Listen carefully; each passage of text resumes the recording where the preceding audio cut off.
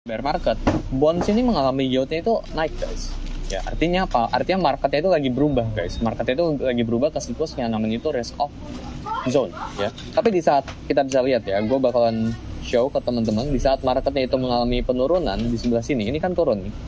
Ya, bonds ini turun, artinya apa? Artinya market itu sedang mengalami risk on assets, ya. Jadi selalu ada perputaran siklus seperti itu, guys. Selalu antara risk on, risk off, risk on, risk off ya. Dan teman-teman itu perlu identifikasiin market itu sekarang lagi ada di fase yang mana. Nah sekarang, apa sih sebenarnya hubungannya sama dapetin 1 miliar pertama lewat market crypto ya? Jadi teman-teman harus pahamin kalau kondisi market itu lagi risk off, alias marketnya itu lagi ya good time-nya to buy bonds dan sebagainya, ini either waktunya buat jangan masuk atau jangan trade too much ya. Itu yang pertama, kalau marketnya lagi risk off, atau waktunya buat akumulasi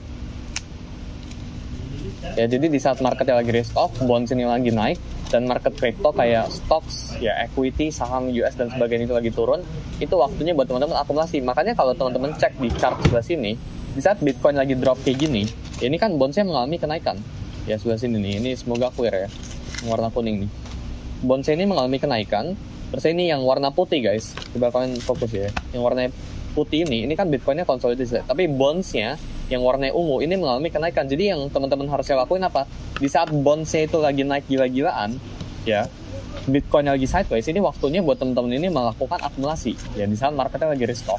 Itu kalau teman-teman punya capital yang sangat banyak. Jadi, teman bisa either satu pertama itu akumulasi, ya, yang pertama itu jangan masuk ya, atau ya jangan trade too much, karena market itu lagi risk off, market itu lagi bearish, alias lu bisa punya bearish perspektif.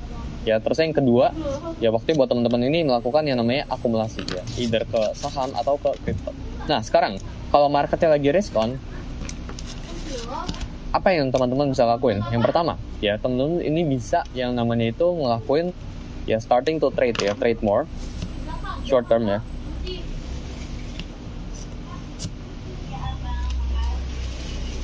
Terus yang kedua, teman-teman ini bisa mulai yang namanya itu take profit ya.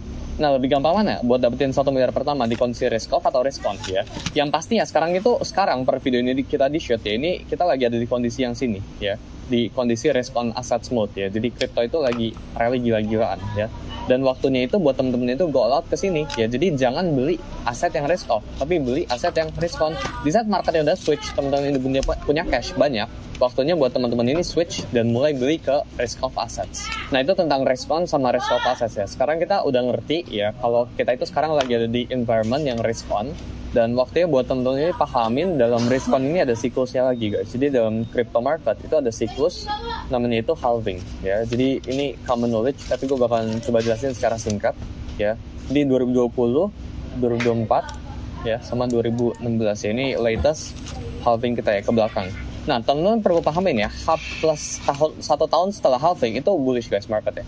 Kita T+1 ya. Jadi T+1. Ya, jadi di saat marketnya itu melakukan yang namanya Bitcoin halving, ya Bitcoin ini mengalami half ya, reward dari miners itu disetengahin. Artinya secara supply, Bitcoin ini bakalan mengalami supply shock, dan market crypto itu bakalan eventually get bullish ya. Setiap kali terjadi Bitcoin halving, kita bisa lihat 1 tahun setelah itu marketnya itu mengalami rally, 1 tahunnya setelah 2020 marketnya rally, 2016 marketnya rally ya. Gue ambil contoh langsung aja di sebelah sini ya. Jadi di Bitcoin chart yang temen-temen bisa